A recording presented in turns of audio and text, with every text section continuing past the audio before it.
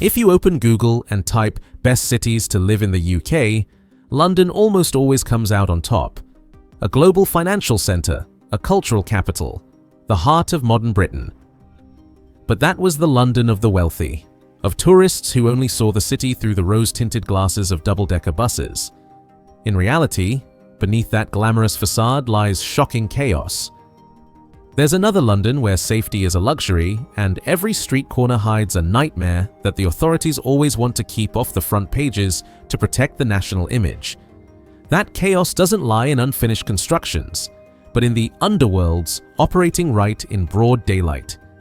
Those were the half-open doors under the dim pink lights in the busiest entertainment center, where human freedom was put up for sale.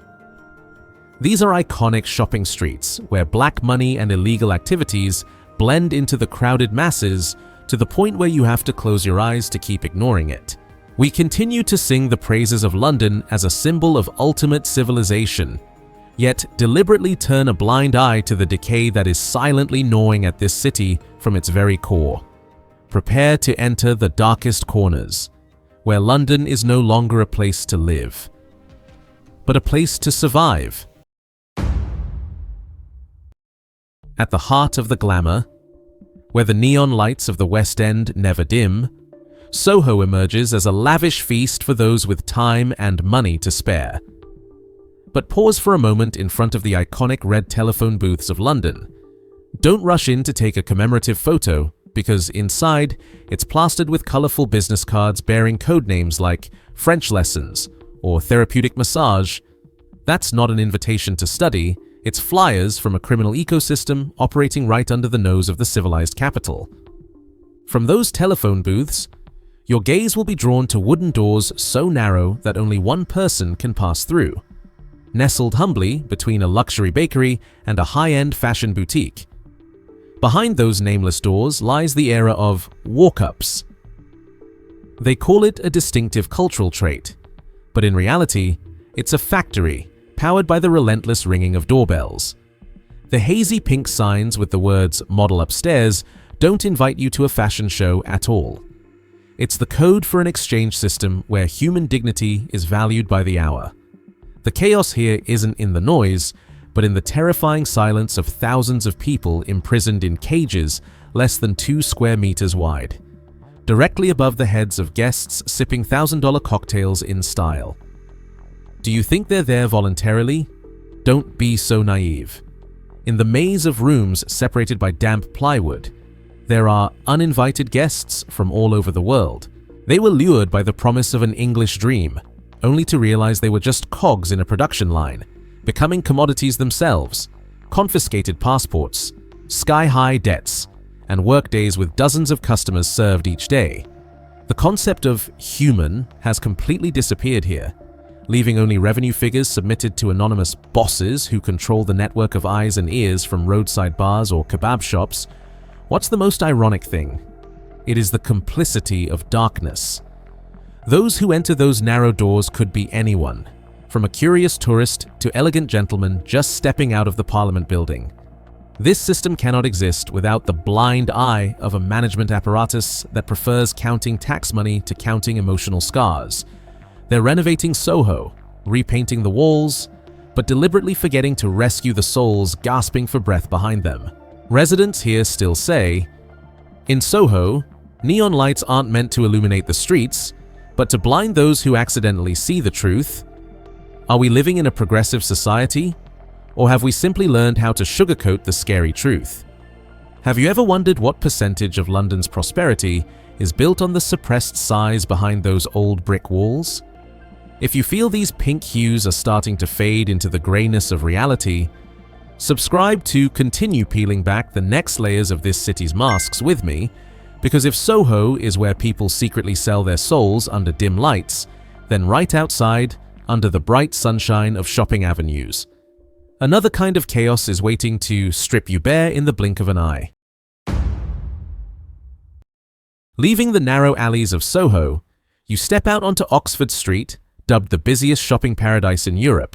The lively music, the magnificent arched glass shops, and the bustling crowds create an undeniable sense of prosperity. But be careful with that excitement. Here, chaos doesn't hide behind closed doors, it dances right out in the open, taking the form of magic hands. There's a ridiculous truth that in London, you can lose your most valuable possessions faster than you can pay for a cup of coffee. These avenues not only welcome tourists, but also serve as the stage for unexpected street performers. They don't need a stage, just a moment when you're distracted, looking at a luxurious glass cabinet, or engrossed in taking a selfie. Motorcycle gangs are ready to speed straight onto the sidewalk. Execute a spectacular close-range maneuver to snatch the item from your hand, and then disappear into the dense traffic before you even realize what you've lost.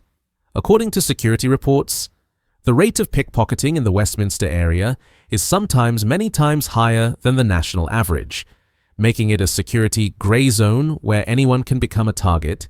The saddest thing is the system's helplessness. As robberies occur hourly and ghost shops remain open, people begin to question the role of law enforcement. Is the law too preoccupied with macroeconomic figures to remember the small-scale safety of people on the sidewalks? Perhaps in a city where everything can be bought with money. Safety has also become a luxury item that not everyone can afford. In London, in 2026, perhaps the only way not to get pickpocketed is to leave your pockets empty the moment you step out of the house. You see, the chaos of London isn't just the hustle and bustle of the crowds, but an organized decay where evil has learned to perfectly dissolve into beauty. Are we witnessing the rise of a new type of crime, where brazenness is protected by glamour, or did our very indifference nurture this nightmare? If you think petty street thefts are the pinnacle of chaos, you've only seen the tip of the iceberg. Please subscribe so we can stay in touch, because right now, I'm going to take you to the sweet traps that are springing up like mushrooms along this avenue, where illegality no longer needs to be secretive, but chooses to flaunt itself with dazzling lights and the brightest colors. If Oxford Street is the living room of the United Kingdom, then this room is being occupied by strangers and transformed into a brightly lit neon black market. People began to call this place by the sarcastic name, the Wild West. Look at the vibrant American candy stores with their colorful displays popping up like mushrooms along this street. Have you ever wondered why a candy store can afford to pay tens of thousands of pounds in rent each week in the most expensive location on earth, even though there are rarely any customers inside? Let's try a simple calculation. A space on this avenue rents for tens of thousands of pounds per week. However, you see these huge, garishly decorated American candy stores occupying the prime locations, yet they are completely empty inside. How can you sell those chocolate bars or bags of gummy bears and still afford to run that huge operation? Of course, there's no business magic here. The answer doesn't lie in the sweetness of the sugar, but in the cleanliness of the money flows behind it. Authorities and financial investigation organizations have repeatedly warned that these stores are essentially transit points for funds of unknown origin. They are like economic ghosts, existing to turn murky values into legitimate numbers on the books. They are ghostly entities, existing to legitimize what should remain in the shadows. Creating a bitter irony, right in the heart of the British economy. Illegality is renting the most luxurious premises to flaunt its existence. But the sweetness of the candy isn't the only thing paralyzing Oxford Street. Recently, this street has also become the stage for a new kind of chaos, criminal flash mobs. Through social media platforms, hundreds of young people gathered simultaneously, creating chaotic waves to loot large stores in broad daylight. The sight of police struggling with angry crowds right in the middle of bewildered tourists has become a new scar on the face of the capital. When order is treated as a joke on TikTok, we understand that London is losing its ability to control its own heartbeat. The most ironic thing is that when these sweet empires owe millions of pounds in taxes, they simply close down and are reborn under a different name the next morning, in the very same location. An endless cycle of fraud that no iron hand seems willing to touch. It seems that in a city where money is the measure of all things, even deception is given a glamorous veneer to make it easily acceptable. If you think this underground chaos is all there is, then prepare yourself. Because when you look up, the decay takes on a much more cruel form.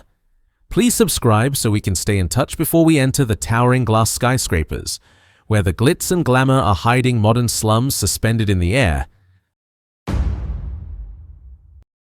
Leaving the chaos of the sweet shops behind, look up at the towering glass skyscrapers that are reshaping London's skyline every day. They call it urban renewal, a euphemism for sweeping away old grime to replace it with the sleekness of the new era.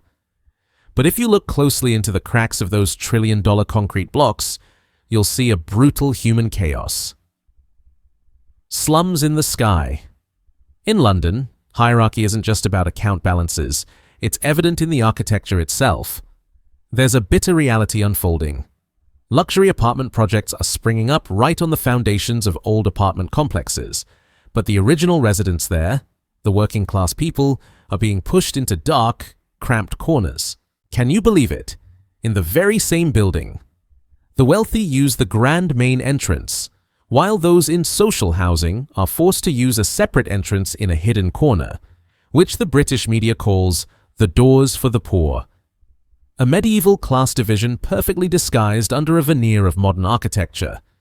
The culmination of this chaos is the never-healing scars like Grenfell Tower. It exposed a shocking truth.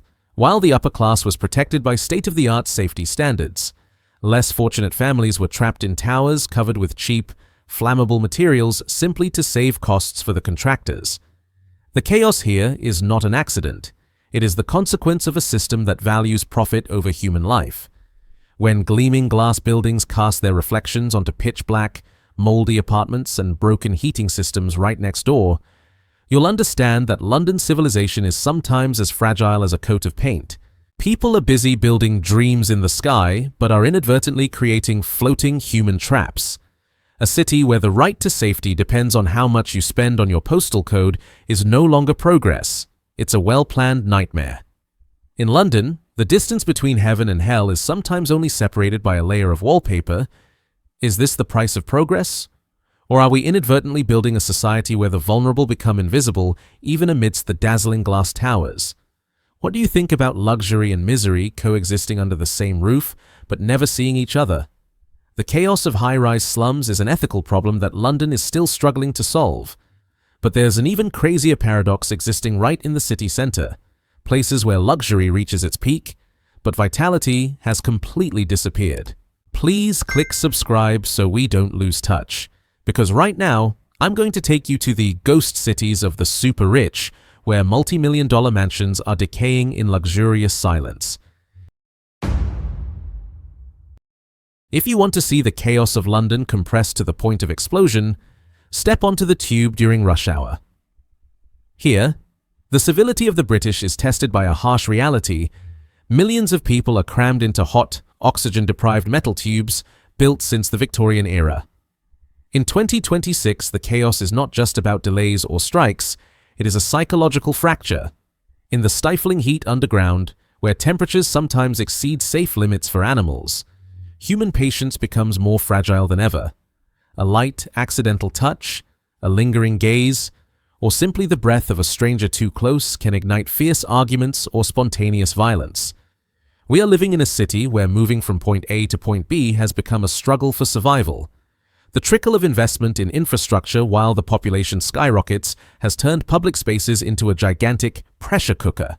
This chaos extends to the surface with a bus system that is always overloaded and lanes choked by endless construction barriers. When personal space is invaded and time is stolen by congestion, people gradually lose their empathy. London in 2026 is a place where millions of people live physically close to each other but are completely isolated and hostile emotionally. Is this the price of a megacity that is devouring itself? When we cannot provide citizens with a safe passage, how can we promise them a happy life? Do you feel like you are being drained of your strength just to survive in this crazy whirlwind? Hit subscribe so we can look back together and see if we are heading toward a bright future or just racing in a maze with no exit. If the chaos in the Soho district was a series of suppressed sighs from the middle class in the fast-paced rhythm of life, then on avenues like the Bishop's Avenue, which is nicknamed Billionaires' Row, that chaos took on a much quieter and more bizarre form. Upon entering this area, one expects to be greeted by the ultimate symbols of luxury and nobility. But in reality, visitors are met with a chilling scene. Amidst multi-million-pound mansions are rusty iron gates, weeds taller than a person's head, and shattered window panes reflecting London's grey sky. The scene was like a post-apocalyptic film shot right in the heart of civilization, where magnificent castles were left to be covered in black mold and infested with rodents in the darkness. The existence of these ghost towns is a painful paradox of our time. The question is, why are such valuable properties left abandoned to decay? The answer doesn't lie in the scarcity of resources, but in a mindless and insensitive abundance. Most of these assets are owned by financial ghosts, who could be ultra-wealthy individuals or anonymous foreign entities. For them, the villa was never considered a home. They were simply giant brick safes. In the volatile global financial system, an abandoned mansion is just a line item on a balance sheet, an effective tool for storing and circulating vast sums of capital beyond the control of domestic management systems. Here, the use value of a house has been completely negated by its speculative value, turning passionate architectural works into soulless objects to serve the dancing numbers on the stock market. This paradox becomes even more devastating when placed alongside the current social landscape of London. Just outside those sturdy walls and desolate gardens, thousands of people are facing the worst housing crisis in history, in the sub-zero cold of winter. While the homeless huddle for warmth in subway stations, just a few blocks away, rooms large enough for an entire family are used only to gather dust. This is an ethical and policy chaos, where the human right to have a roof over their heads is completely subjugated to greed and the unlimited accumulation of capital. Can a city truly be proud of its prosperity when its most expensive neighborhoods are always shrouded in darkness and never lit up at night? When the silence of billionaire mansions is actually the scream of social injustice, perhaps it's time for us to redefine the concept of ownership in the modern context. Ownership should not be an absolute privilege that allows people to arbitrarily waste social resources, especially when one person's excess directly becomes another's misery. A civilized society needs to recognize that when the value of an asset no longer serves human purposes, but only blind accumulation, it is a sign of an internal collapse within the structure of development. The journey we just took is not what you'll see in travel brochures. From the human glass cages in Soho, the candy sweet traps on Oxford Street, to the million-pound mansions quietly decaying, all paint a panoramic picture of systemic chaos. London is not just a cultural capital, it's a living nightmare operating on a trade-off between glamour and decay. The truth is, London will still top the most livable rankings, as long as you're rich enough to buy yourself a protective bubble. But for millions of others, chaos is the harsh reality they face every day. We often choose to turn a blind eye in exchange for a false sense of peace, but it is this silence that nourishes these dark corners. A city is only truly great when it protects the most vulnerable, not when it learns to hide decay under layers of glossy paint. What do you think about this? Is the prosperity of a city worth sacrificing the decay of morals and dignity? Please leave your comments in the section below. If this video gives you a different perspective, don't forget to hit like, share, and subscribe so you don't miss out on other shocking truths. Your support is the motivation for me to continue exposing the dark sides of the modern world. The content is based on investigation reports and factual data, aiming to provide a critical social perspective. The video does not attack any specific individuals or organizations. Some images are metaphorical to ensure content safety.